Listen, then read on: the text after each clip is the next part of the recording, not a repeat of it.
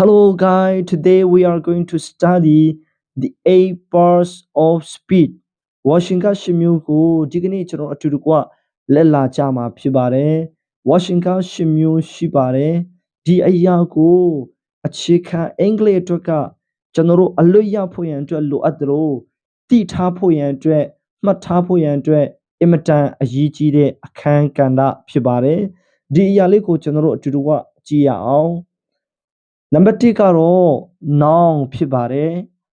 noun ကမြန်မာလိုဆိုရင်နာမ်လို့ခေါ်ပါတယ် Number 2ကတော့ pronoun ဖြစ်ပါတယ်မြန်မာလိုဆိုနာမ်စား Number 3ကတော့ adjective ဖြစ်ပါတယ်နာမဝိသေသန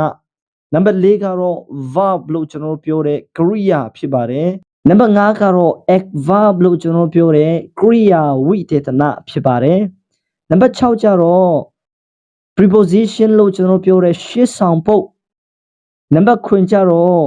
conjunction လို့ကျွန်တော်ပြောတဲ့စကားဆက်ဖြစ်ပါတယ်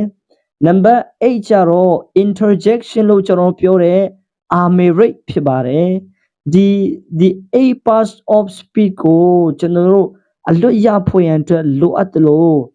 တစ်ခုချင်းစီတိုင်းရဲ့အဓိပ္ပာယ်တစ်ခုချင်းစီတိုင်းရဲ့ဆိုလိုရင်းနဲ့တစ်ခုချင်းစီတိုင်းရဲ့အသုံးဝင်ပုံအသုံးဝင်နည်းကို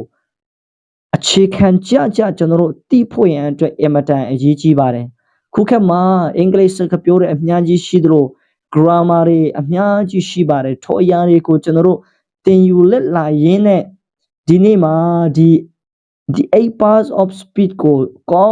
င်းပိုင်နိုင်ကျွန်တော်တို့ရထားမယ်ဆိုရင်ဘယ်နေရာမှာဆိုကျွန်တော်တို့သွားလို့လာလို့ရတယ်လို့ဘယ်လိုအသုံးပြုမလဲဆိုတာကျွန်တော်တို့သိတယ်ဆိုရင်တကယ့်ကိုအဆင်ပြေမှာဖြစ်ပါတယ်ဒါကြောင့်ဒီနေ့ချိတ်ပရိသတ်တွေအင်မတန်မှအရေးကြီးတဲ့အခြေခံ grammar အတွက်အခြေခံစကားပြောအတွက်တည်ထိုက်တဲ့ the 8 parts of speech ကို Washington ရှစ်မျိုးကိုဒီကနေ့ကျွန်တော်တို့အားလုံးသိဖို့ရန်အတွက်တင်ဆက်ပေးတာဖြစ်ပါတယ်ကျွန်တော်ရဲ့ YouTube channel လေးကိုလည်း like and subscribe လုပ်ပေးဖို့ရန်အတွက်အားလုံးကိုမေတ္တာရက်ခံချင်ပါတယ်Thank you ပါ